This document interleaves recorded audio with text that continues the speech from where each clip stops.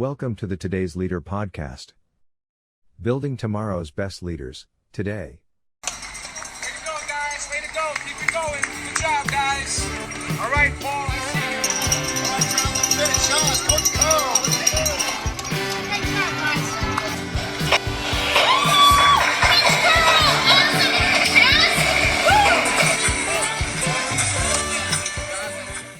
And it's my pleasure to welcome to the Today's Leader podcast, Building Tomorrow's Best Leaders today. Please welcome Kim Hamer. How are you today, Kim? Hi, Tony. I'm really good. It's good to be here.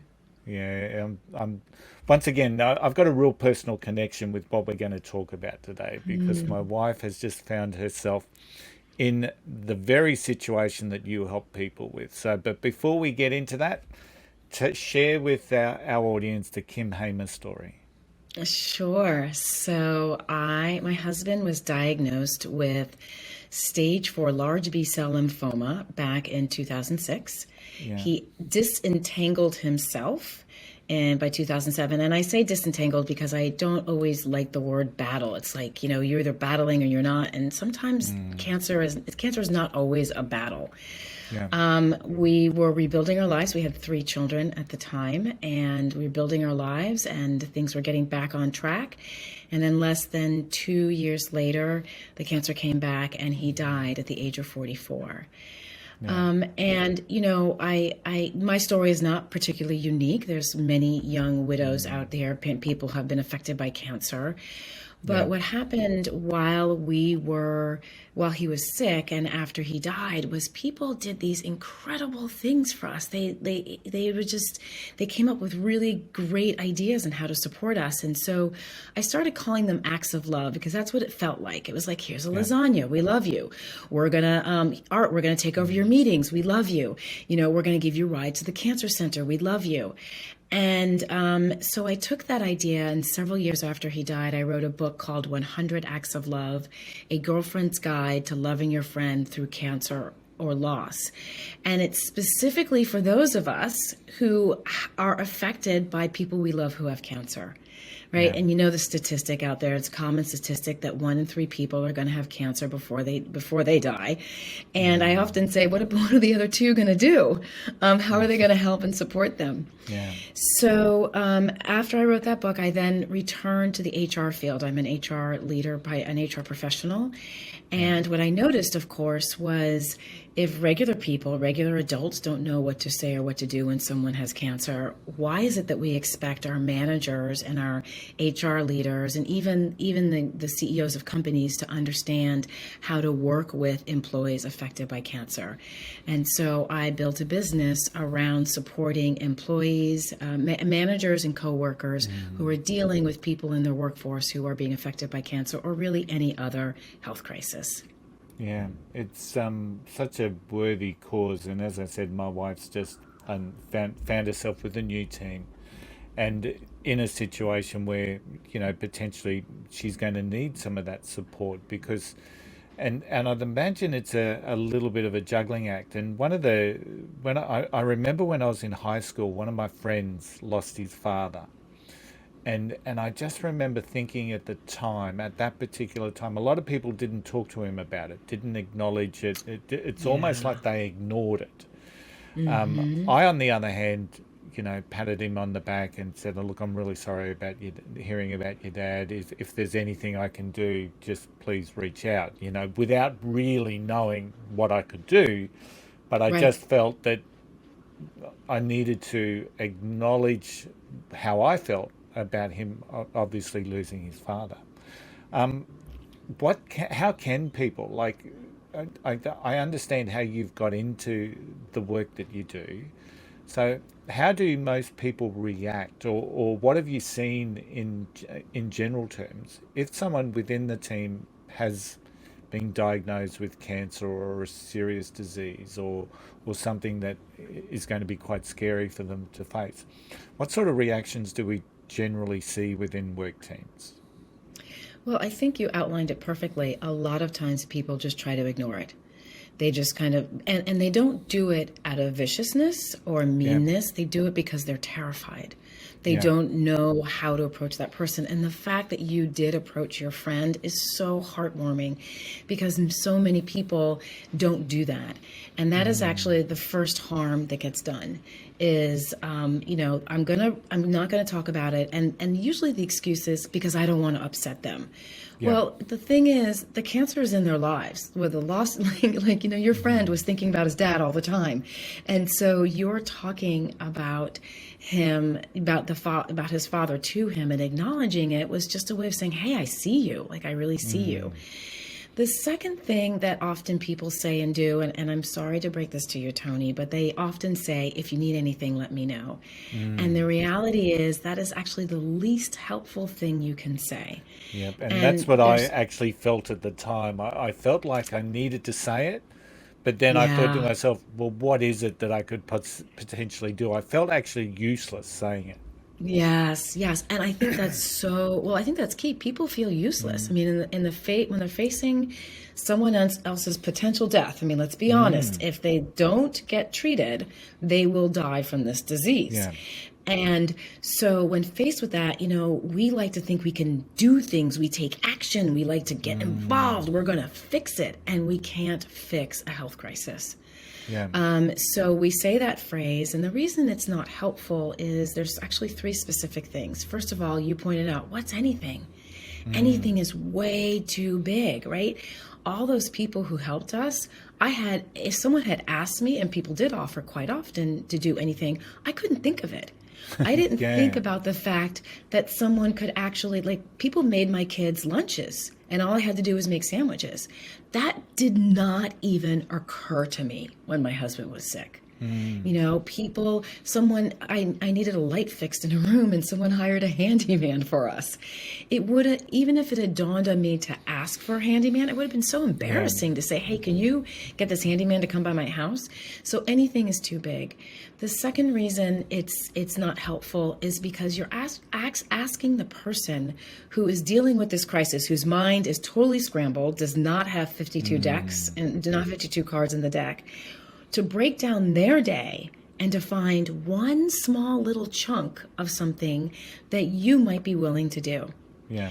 And then the third thing you're asking is you're asking them to get really more vulnerable when they're already feeling so out of their mind vulnerable. Yeah.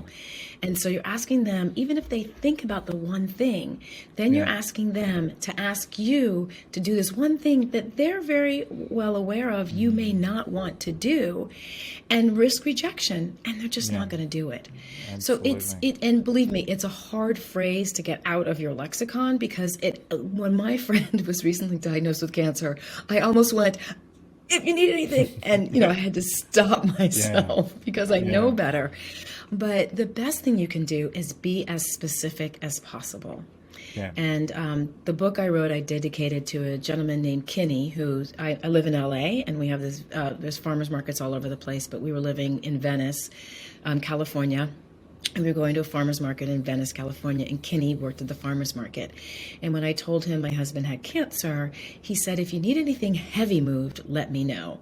And I thought that was the weirdest offer ever. I was like, Yeah. heavy, like, what are you talking about?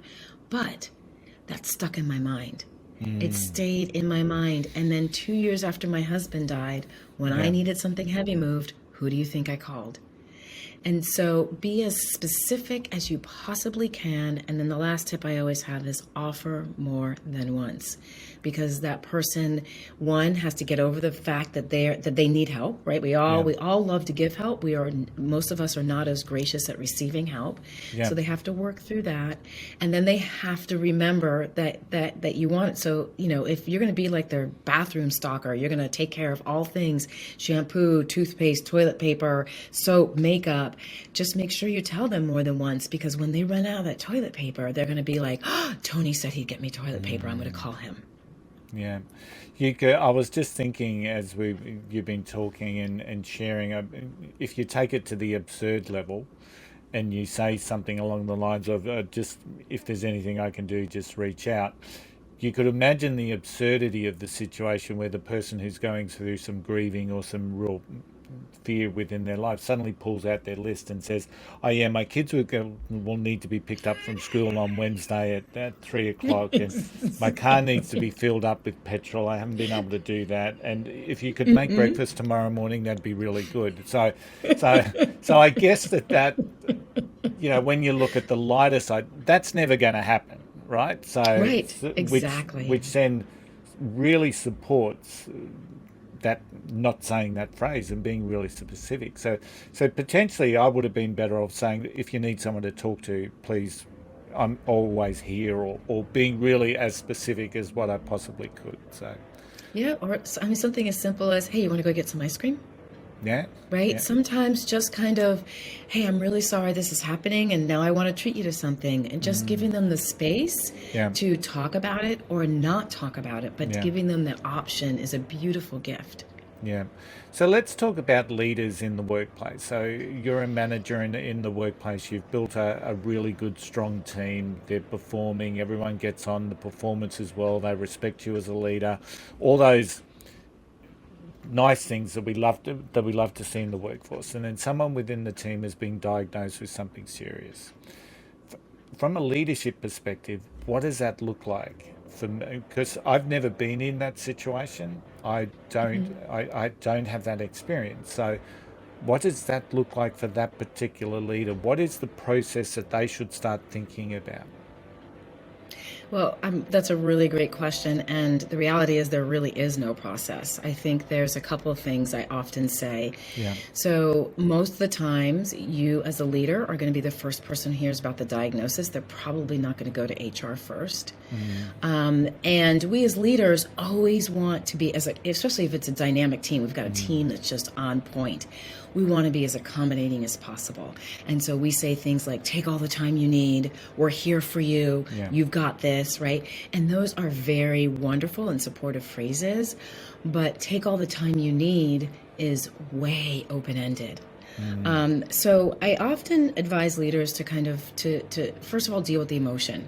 Someone you care about, someone you work with, could possibly die, right? That's what cancer means to us. Yeah. And so take a moment when that person walks into your office and says, I have cancer, take a moment to go, oh, like, wait, I just need a second to take in what you just said.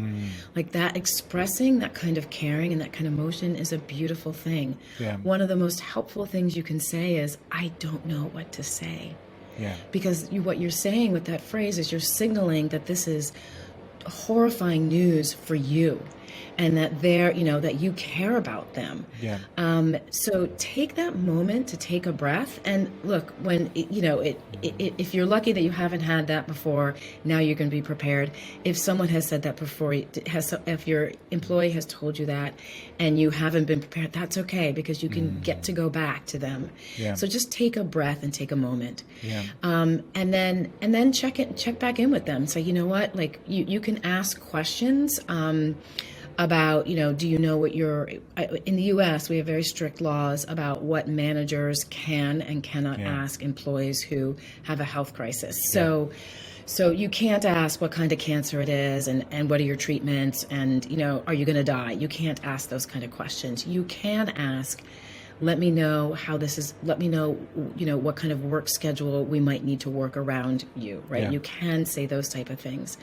So there's the personal level, right? Then there's talking to the employee, and those conversations with the employee initially occur usually over a month. Depending on the diagnosis, they may have to leave work, or they may be able to work part-time, or they may be gone for 2 weeks and then be able to work. So there's an amazing amount of variety that occurs about their ability. And then there's the team. So really having conversations with the employee about messaging to the team. Yeah. The beautiful thing is if it's handled well, the employee and manager get to decide how it's going to be messaged. Yeah. We just did something at my organization where an employee had cancer and she really wanted everyone to know, but she wanted some some guidelines of what to say to her when you approach her. And she said, I don't want you asking me what kind of cancer it is, or, if I'm going to die. I don't want you asking me what stage. But I'm happy to accept, hugs if ask me if you can hug me, and please no puppy dog eyes. Like, people can use it to pet the arm. They go, oh, you have cancer. I'm so sorry.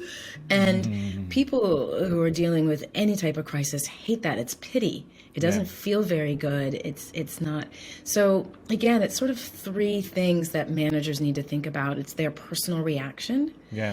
It is managing the employee and making sure that they have. I often see managers, like you said, it's kind of like, oh, I'll do anything, and then 3 months later, they're really mad at the employee. They're feeling a lot of resentment because that anything was not defined, and the employee sees the anything as one thing, the manager sees the anything as another thing. So now the manager is at this position where they're feeling a lot of resentment towards the employee because they haven't sat down and worked out those issues. And then, of course, the third thing is dealing with the team. Yeah. I'd imagine there's a couple of different, there'd be many varied reactions, I'd imagine, from leaders. And I'd imagine that there'd be some leaders out there that it's business as usual and they'd keep a stoic front and they wouldn't have that personal impact that you were talking through. And then there'd be other leaders that were too gushy and leaving it very ambiguous in its nature. So it's good that you're telling leaders that you can be human with this, because at the end of the day, the person with the diagnosis doesn't just become cancer personified walking around the office. They're still a valuable team member. They're still someone that you build relationships with. So there still needs to be that work relationship with an understanding of what potentially that person is going through. Exactly. And, I think that we often forget turnover. Usually employees quit not because they don't believe in where the company's going. The number one reason employees quit is because of their managers. Yeah. So managers often forget that they have so much power over their employees' experience in the workforce. And this is just one element of that power. And there are, I always advise managers, if you do nothing else, acknowledge what's happening. Yeah. Just say, I am so sorry to hear about this. And then you can pass them off to HR. You can say, please make sure you check in with HR. I'm sure there are benefits and things that I don't know anything about that you might be able to take advantage of. Yeah. There is danger of discrimination against a person with cancer. A lot of people, when we think cancer, we usually have this image in our head of someone with no eyebrows and no hair and very thin and, not be able to think. And that is just, that while that image does happen and does occur, cancer is treated by a whole host of different ways. And some of them aren't about losing hair. So, the employee may look perfectly normal, but may have trouble concentrating for long periods of time. Maybe they can only concentrate for 4 hours instead of the normal, 6 to 7 hours. So it's really beginning to, you do your team a favor when you sit down and really understand what the employee can and cannot do. And then you repeat those conversations, because depending on the cancer and depending on the length of the treatment and the type of treatment, what they can do in month 1 may not be the same thing that they can do in month 3 or month 6. Very much so. I'm just trying to be putting myself in a situation of a leader that's going through this. And I'd imagine part of my thought process would be that I want to show empathy and care. But by the same token, I'm still going to have some KPIs that I need to hit. I need to be working through change management procedures. I need to be getting the targets, leaders at the end of the day are charged to get results. So what tips do you provide to leaders in that respect on that balancing act? Because to me, I'm picturing myself straddling a fence, trying to work out how to do that. Yeah, and I think that leads to a lot of guilt for a lot of leaders. They so want to be empathetic and caring, and then their next thought is, oh my gosh, this is a key member. We're not going to meet our goals at the end of the month. Yeah. Right. So they're panicking, and then they think, and then they worry that they had the thought about their goals over their feeling about the employee. And that is a perfectly normal response because exactly as you said, leaders are responsible for caring for their employees and also, meeting KPIs, meeting their goals and getting results that they have been hired and charged with getting. So I think the best thing I often tell managers, obviously we get through the emotions of it, like let's kind of walk through how you feel. And honestly, because sometimes a lot of managers get pissed. They're like, you know what? This is just whether they do it in front of the person, which has happened, or they do it, internally. They're mad because now they have to rearrange everything, and what they see on their end is more work for them, right? And they're already they're already feeling like they're just barely treading water. So I think it often takes take a good step back. I think understanding clearly what the employee's capabilities are is a key part of figuring out how to manage the team while the employee is getting treatment. So, for instance, if an employee cannot work, that makes actually life a little bit easier. Because it means that you're redistributing work among the team. Having clear conversations with the team is really important because you can also get something called what's it called? Caregivers or compassionate resentment. And what happens is I'm so compassionate, and as a coworker, I will take over your meetings. I'll do all this stuff, and I'm gonna be there for you. And they take on too much, and then they start to have resentment. And it's always easy to resent somebody else than it is to resent yourself for taking on too much. And so they end up resenting the coworker, and that also happens with the manager as well. So really so if the employee's out 100%, that's a little bit easier to manage because they're gone and the team can come together for whatever period of time. In those scenarios, it's really difficult to reintegrate the employee, because everyone has been doing some of their work and we seem to be managing okay without you. And when the employee returns, it's sometimes it's not at full capacity right away. So they're starting to come back in a little bit. Maybe people have taken on projects that they really like, that they didn't even realize they liked, and now they have to give them over and they're not happy about it. So those are some things for managers to think about. If the employee is working let's say they're working, 3 days a week or part-time every single day, that's another kind of conversation that you need to have with your employee. I always make sure that they have these their work plans. Sit down and say, okay, here's what was on your plate. Here's obviously you can't continue to do this. Here are the goals we have for the next 3 months. Let's talk about how you can contribute in this way.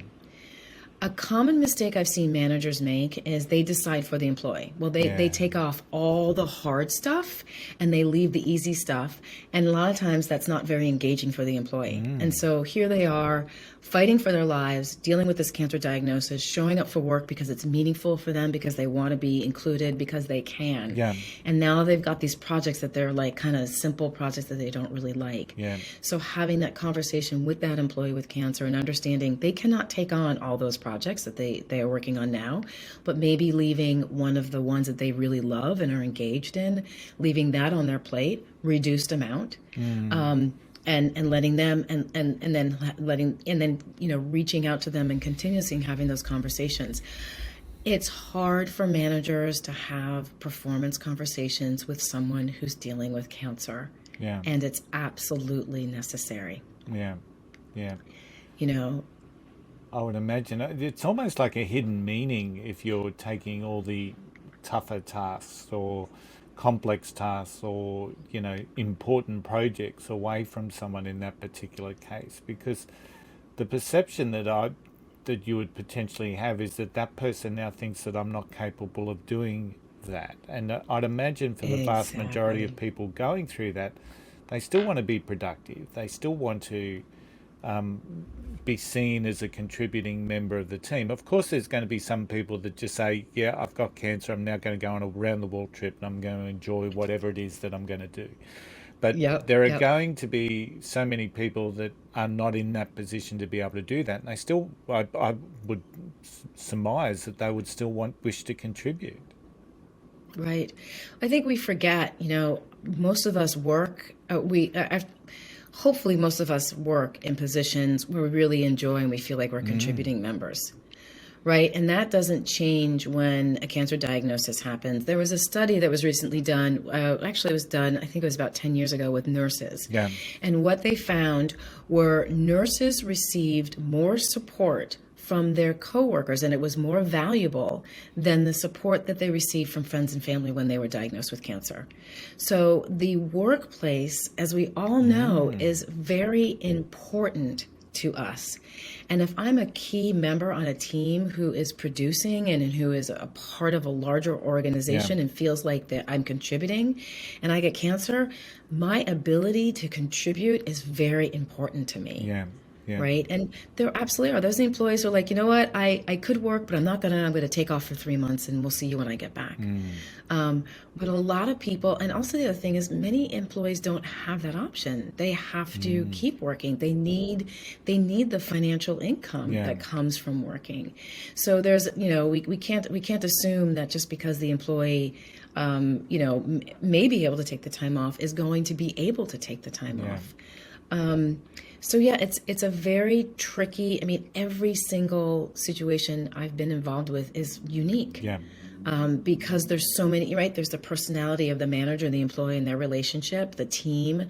Is it a sales team? Is it a tech team? Is it marketing? Right? Those factors are very influential in how you manage an employee dealing with cancer. Yeah. The size of the company, the power of HR, the resources available to the employee and to the manager. So there's so many variables that go into helping a manager support an employee dealing with this type of crisis that it's hard to even say that you need to go this way, one way. Yeah, you can certainly understand that. And in your experience, and I'm going to talk about maybe a very small majority of managers here, a small minority of managers, there would be a tendency for some of the people that I've experienced in my career to say something like "suck it up, princess," and move on. So what sort of, and I say that half in jest because hopefully I've over been critical of people that I've worked with it sometimes, but an approach like that, even if it's half that, just okay, you've got that, let's move on. How does that sit within the scheme of things generally from what you've seen? Yeah, I think, with an approach like that, they can probably look for higher turnover down the line because it's not just, the team is watching. Yeah. And if the team is hardcore like that, then the employee with cancer will probably move on unless they're, it's possible that the employee with cancer is like, I'm going to suck it up. I've got this. And it's just going to push through. It does happen. But, what I have seen in my own experience as an HR leader is that a team, the leader will set the tone. And the rest of the team will follow. Yeah. And so if the leader sets that tone of we don't really care, then any team member who thought that the leader cared, who thought that they were kind of together on this whole thing, those people are going to start kind of rethinking where they are and where they are and what company they're working for and what team they're on. Because everybody wants to be on a team. Most people, I guess we can say in the majority, want to be on a team that's highly effective, but also has that sort of caring, like we have each other's back, right? You can't have a good team unless you have that trust and that caring built into it. So I often say, if you don't want to do anything, if you want to kind of go that route, look for some turnover, 6 months down the line, a year down the line, 2 years down the line. Just because it happens 2 years ago doesn't mean that the seed was not planted right then and there. I really like it when teams are willing to do employee engagement surveys. during this process, because you can measure a team of where they're at the beginning, Yeah. and you can measure a team where they are in the middle, depending on how long the crisis is, and you can measure a team and where they are in the end. And managers can adjust their messaging according to where they are. Good idea. And so it's a really powerful tool to use. Yeah. One of the questions that's coming to mind now, and we've talked a lot about the manager, but we're also talking about the team, I guess, that is working side by side with this particular person. An interesting experience that I recently had with a team member that used to work for me when I was with this particular company, who was diagnosed with cancer and was going through his journey and was very open with it on social media, sharing his visits for chemo and radiation and all of that. And he created like this Iron Man persona that, that was his way of fighting and getting through it, but sharing the journey was part of that. And one of the phenomenon that I saw with that, and of course very encouraging all the way through, but one of the phenomenon that I saw was that the initial stage of I've been diagnosed, of course there was this rush of people, sorry to hear that, and just this rush of support and encouragement. But as the journey went through, people fell off the journey. So, so instead of those, 100 people making comments, all of a sudden there was 60, then all of a sudden there was 40. And then, Right. and then they all returned the day that he said, I've beaten it, it's cleared and it's gone. Right. So I saw that as, potentially human nature, I guess, in some respects. Is that something that is absolutely visible in organizations? Absolutely. I mean, it's, if the cancer is 3 months, like 3 months is like the best amount of time to have cancer if you're in the workforce, because it's, it's this rush of massive support and people are there and they're staying with you. And right when they're kind of like, okay, this is like too much for me to keep this level of engagement, you're in the free and clear and everything goes back to normal. So, I think that people can expect, I think teams can expect to, there's always that rush in the beginning. Yeah. There's always that rush. I mean, I think about the Ukraine war. I mean, look at how it was front page for weeks and suddenly it pops up every now and then. It's still, the war's still happening, but it's no longer this kind of front page news.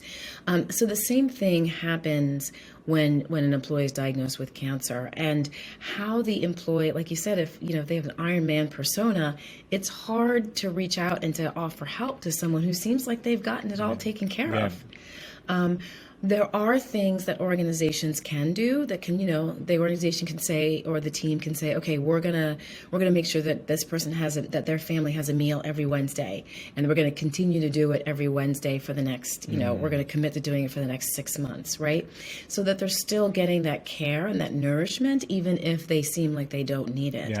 But it's, we are not built to be highly emotional all the time.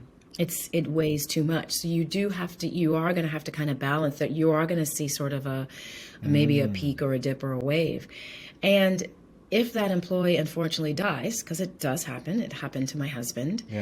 Oftentimes there is, especially if it's after a long period of time, there's guilt because people are feeling like I didn't stay in touch as much as I wanted to. I didn't check in with them. So that's one of the ramifications, and there's nothing wrong with that guilt, but just as a manager, just kind of be aware that that's probably how your team members are feeling and how you may be feeling.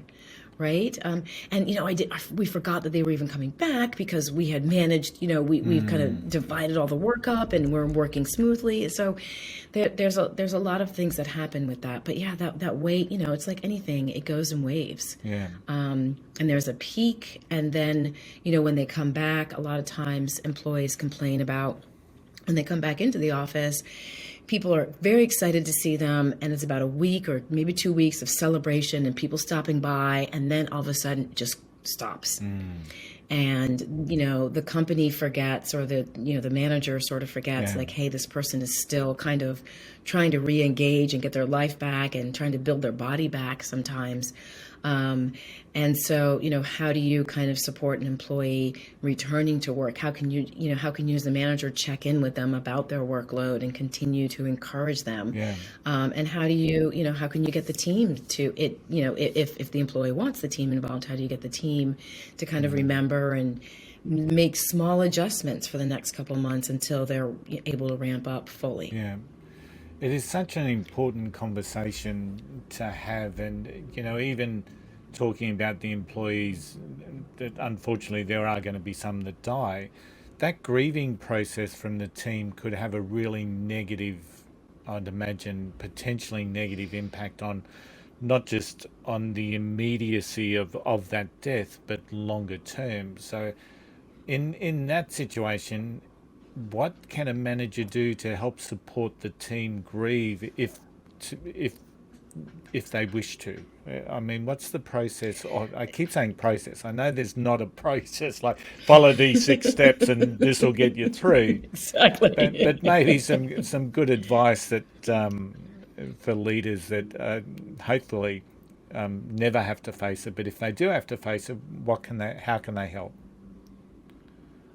So one of the things I think that we forget is, one, grief is a process. And so, I often hear about companies who bring in grief counselors. They have a death and they bring in grief counselors for the week, and then the grief counselors disappear, and then everyone's supposed to get back to normal. And I am a big proponent of acknowledging the big, giant, smelly pink elephant in the room. Yeah. And so the first thing is to really, it's perfectly okay for the organization to hold a memorial service for the employee.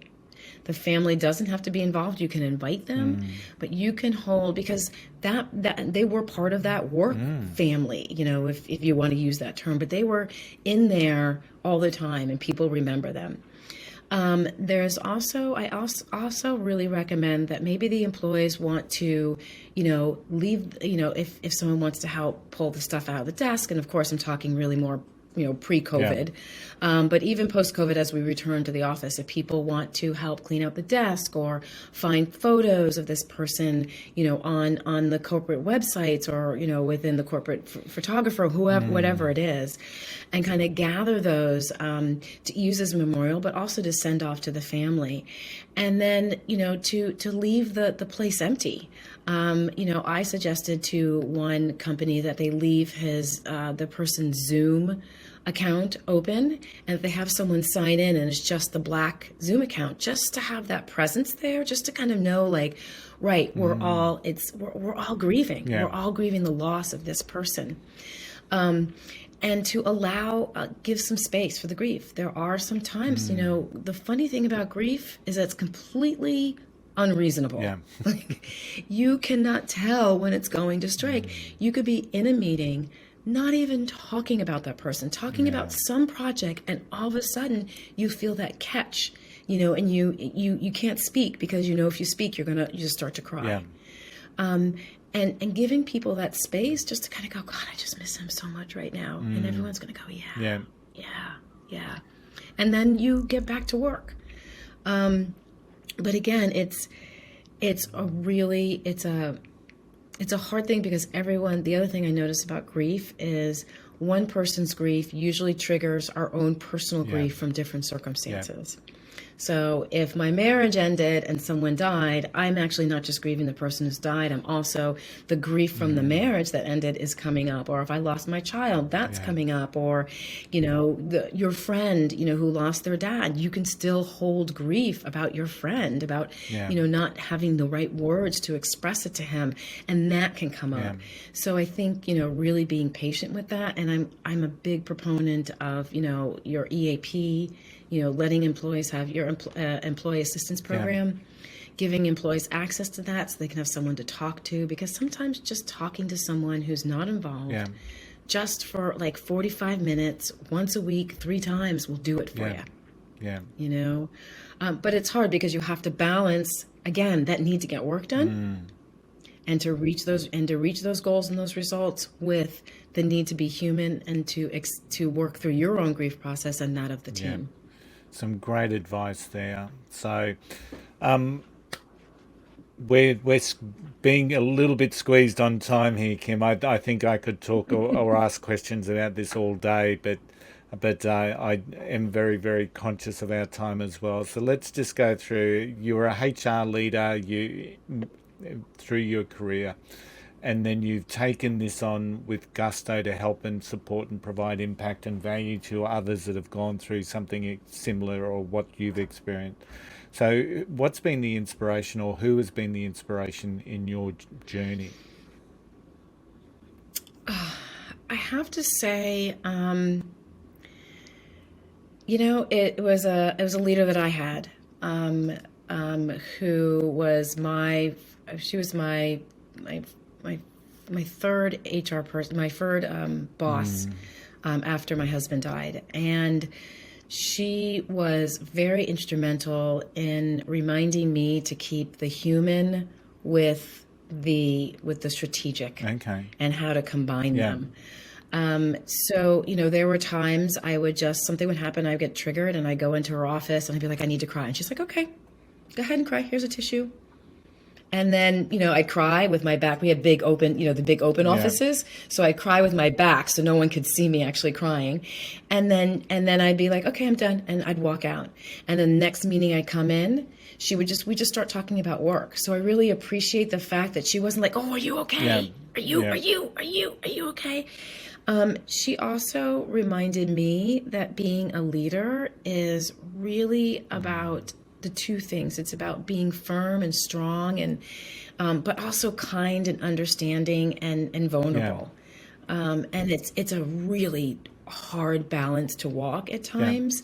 But it's been very instrumental in my career. So I think that's one of the people who really allowed me to kind of expand and grow into this new part of my life. This this new career really is what it is. So how would you, like 100 Acts of Love is the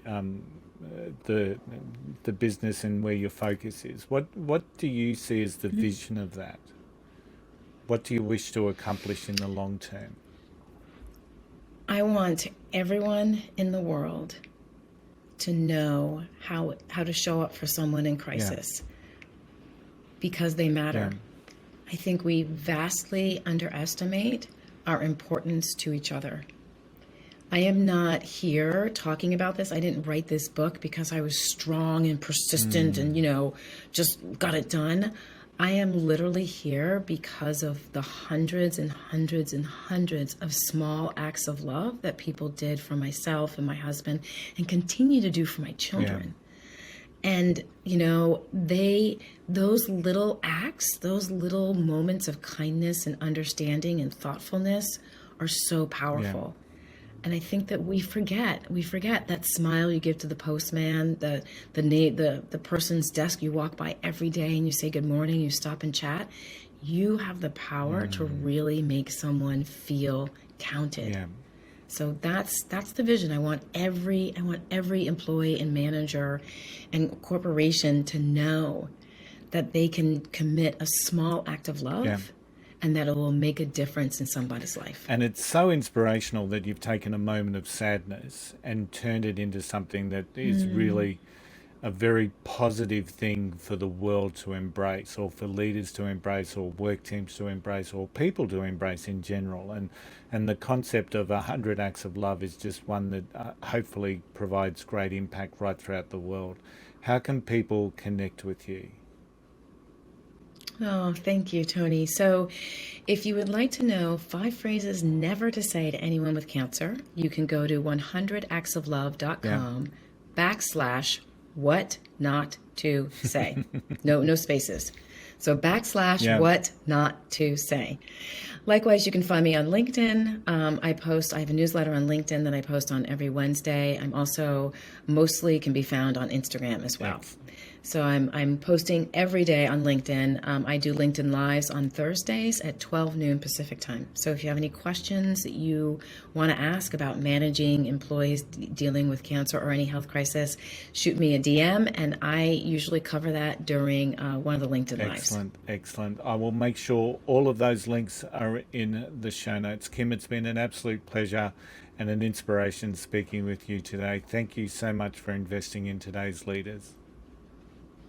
Oh, Tony, thank you so much. I really appreciate your interest, and I appreciate everything that you do. I love your podcast. Thank you.